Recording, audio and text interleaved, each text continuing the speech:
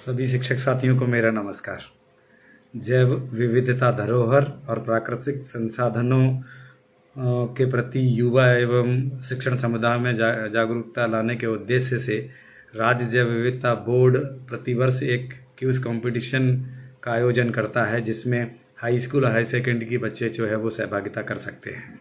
इसमें Madhya Pradesh board, CBSE board, ICSE board, सभी प्रकार के विद्यालयों के विद्यार्थी जो है वो सहभागिता कर सकते हैं, जिसका पंजीयन 15 अक्टूबर तक होना है और 21 अक्टूबर की जिला स्तर पर इसकी लिखित परीक्षा का आयोजन किया जाना है। लिखित परीक्षा में 90 प्रश्न होंगे।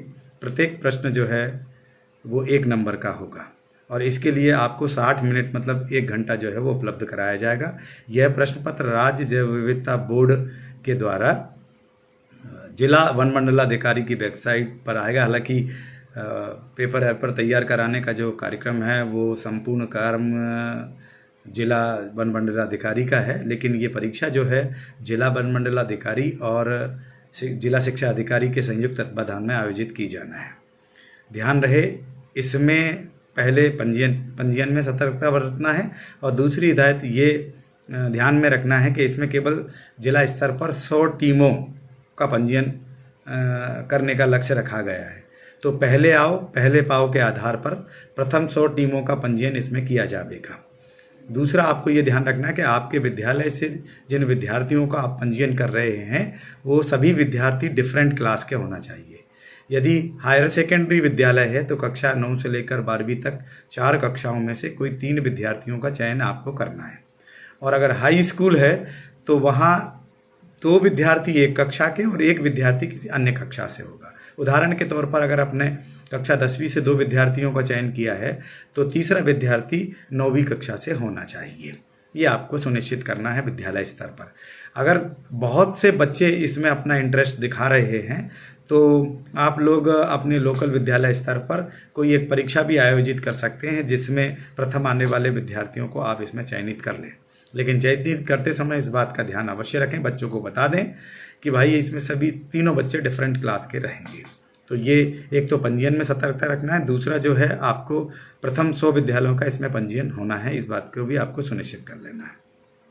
साथ ही विद्यार्थियों को भी आप ये भी बता दें कि जब आप लिखित परीक्षा में बैठ कर के प्रश्न पत्र हल कर रहे होंगे तो तीनों विद्यार्थी मिलकर एक प्रश्न पत्र हल करेंगे, है ना। तो ये सुनिश्चित कर लें कि जिसकी राइटिंग अच्छी है, लिखने का काम उसको सौंप दिया जाए। हालांकि सलाह आपस में तीनों लेकर के प्रश्न पत्र को हल करते रहें, है ना। और ये भी बता दें बच्चों को कि यदि आपने काट कर अपना आंसर लिखा है तो कटा हुआ आंसर माने नहीं होगा, भले ही वो सही भी रहे। और अगर आपने कोई प्रश्न कह सकते हैं अलिखित छोड़ दिया है, मतलब छोड़ दिया, उसको हल नहीं किया, अटेम्प्ट नहीं किया आपने, तो उसका भी आपको गलत मान करके ही मूल्यांकन किया जाएगा, क्योंकि हर एक प्रश्न का 1 अंक है। ये बात आप बच्चों को पहले से सुनिश्चित बता दें। और इसमें जो प्रश्न रहेंगे वो मैच द कॉलम, 1 वर्ड्स, है ना, फिल इन द ब्लैंक, मतलब खाली स्थानों की पूर्ति कीजिए, एक शब्द में अपना उत्तर दीजिए या एक लाइन में अपना उत्तर दीजिए। और समुदाय से हटकर प्रश्न जो पूछे, कौन सी चीज़ समुदाय से हटकर है कि ऐसे प्रश्न पूछे जाते हैं, वो प्रश्न इसमें रहेंगे। और कहीं कहीं आपको थोड़ा लिखित एक्सप्लेनेशन वाले व्याख्यात्मक प्रश्न भी इसमें रहेंगे, 2 या 3 लाइन में आपको लिखना रहेगा। ये स्पष्ट विद्यार्थियों को पहले बता दें। और समस्त प्राचार्यों से मेरा ये भी अनुरोध रहेगा कि जिस शिक्षक को आप प्रभारी बना रहे हैं, कोशिश ये कीजिएगा कि सामान्यतः वो शिक्षक आपका विज्ञान शिक्षक हो या बायोलॉजी बैकग्राउंड का वो शिक्षक हो। तो क्योंकि जो इस परीक्षा में या बायोडाइवर्सिटी में जो शब्दावली यानी वोकैबुलरी यूज़ होती है वो मुख्यतः बायोलॉजी विषय से संबंधित होती है, तो इस पर विशेष ध्यान आप रख लें।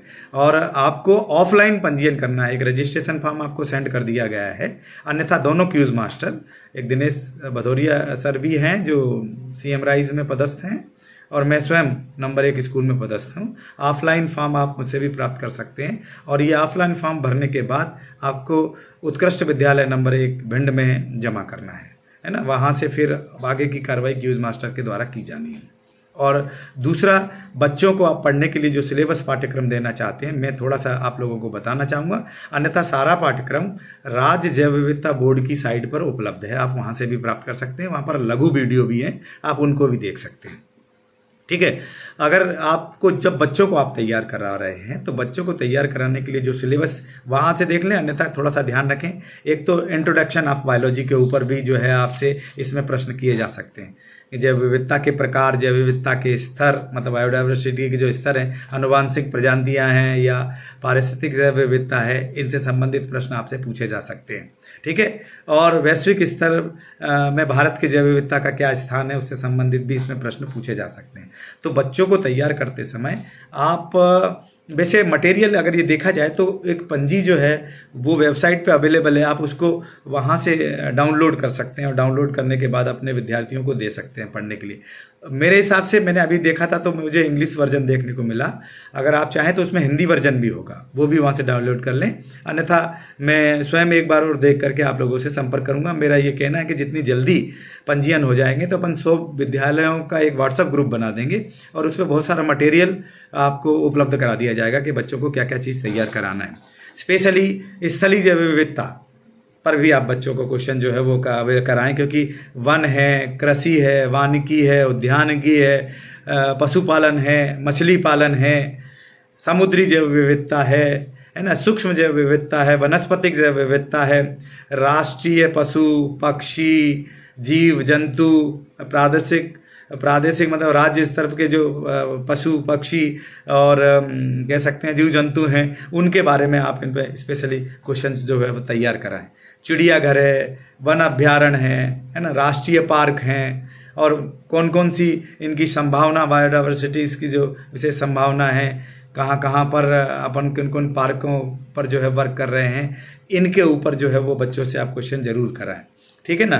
और स्पेशली जो डेज होते हैं ना, डेज कौन सा दिवस कब मनाया जाता है, आप लोग जैसे पर्यावरण दिवस 5 जून को मनाया जाता है, जैव विविधता बोर्ड का जो दिवस होता है वो क्या नाम, अंतर्राष्ट्रीय जैव विविधता दिवस जो होता है वो 22 मई को मनाया जाता है। ऐसे एक कैलेंडर भी है, नहीं होगा तो जब अपना ग्रुप बन जाएगा तो वो कैलेंडर में डाल दूंगा, उस कैलेंडर को भी बच्चों को आप तैयार कराएंगे, उस पर भी प्रश्न जो है वो पूछे जा सकते हैं। इसके अतिरिक्त जो है भारतीय संस्कृति में जैव विविधता और धर्म एवं जैव विविधता तथा लोक जीवन, ऐसे इन सब चीज़ों पर प्रश्न आपसे किए जा सकते हैं, तो आप ध्यान जरूर देख लें। और जैव विविधता संरक्षण के लिए जो हम लोगों ने बायोस्फीयर रिजर्व या जैव विविधता विरासत स्थल या राष्ट्रीय पार्क, अभ्यारण्य, रिजर्व पार्क, सामुदायिक संरक्षण स्थल जो तैयार किए हैं, इनके बारे में भी आपसे जो है प्रश्न पूछा जा सकता है, तो ध्यान दें। और इसके अतिरिक्त जो है वनस्पति उद्यान है, जैव विविधता पार्क है और चिड़ियाघर हैं, इन पर भी प्रश्न जो है वो बच्चों को तैयार कराएं। और जैव विविधता से होने वाले खतरे, उन पर भी बच्चों को प्रश्न तैयार कराएं। सारा मटेरियल जो है वो वेबसाइट पे अवेलेबल है, आप उसमें देख सकते हैं। और अन्यथा की स्थिति में आप मुझे फ़ोन करके भी सिलेबस जो है वो प्राप्त कर सकते हैं।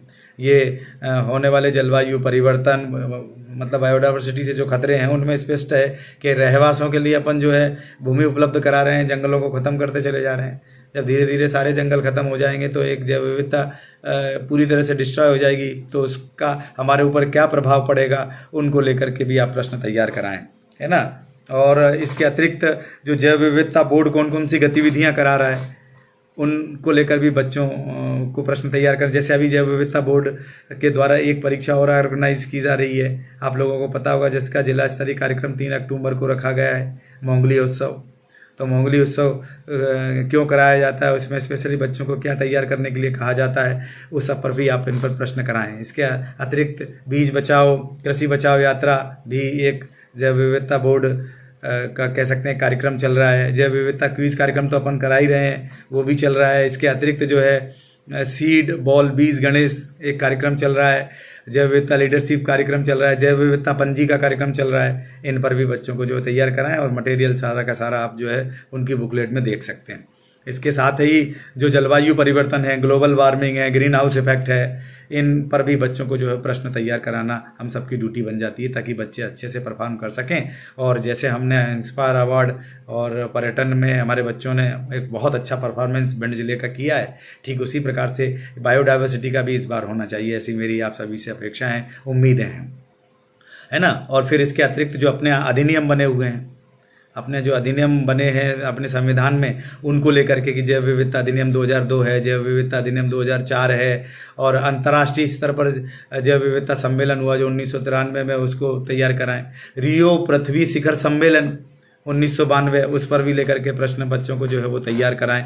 ऐसा जो भी मैं कहने का मतलब मेरा ये है कि विविधता संरक्षण हेतु जो संस्थागत ढांचे हैं उन सब पर भी आप प्रश्न तैयार करा सकते हैं। जैसे आप चाहें तो राष्ट्रीय जैव विविधता प्राधिकरण, राज्य जैव विविधता बोर्ड, जैव विविधता प्रबंधन समितियां और लोक जैव विविधता पंजी पर भी बच्चों को जो है प्रश्न कराए जा सकते हैं। आप लोगों से मेरा अनुरोध है, समस्त प्राचार्य और जो भी प्रभारी शिक्षक होंगे, हाँ एक बात और स्पष्ट कर दूं कि इस कह सकते हैं क्यूज कंपटीशन के जो नोडल अधिकारी हैं जिनके संरक्षण में इस परीक्षा का आयोजन किया जाना है वो शासकीय उत्कृष्ट के विद्यालय, जिला स्तर का जो उत्कृष्ट विद्यालय है उसके प्राचार्य रहेंगे। उनके संरक्षण में इस परीक्षा को ऑर्गेनाइज किया जाएगा।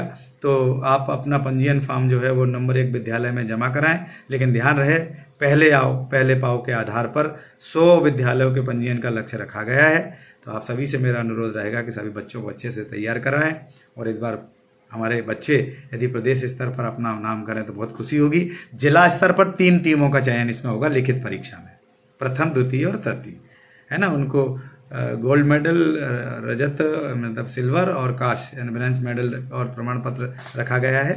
और बच्चों के लिए पिकनिक डे होगा क्योंकि उनका भोजन का भी आयोजन इसी दिन किया गया है कि जिस समय परीक्षा मूल्यांकन कार्य चलेगा उस समय बच्चों को भोजन भी उपलब्ध होगा, वहाँ कराया जाएगा और पंजीयन भी कराया जाएगा। 21 अक्टूबर को इस परीक्षा का आयोजन होना है। तो अच्छे से अपने को बच्चों को तैयार करके भेजिएगा। जय हिंद, जय भारत, आप सभी को धन्यवाद।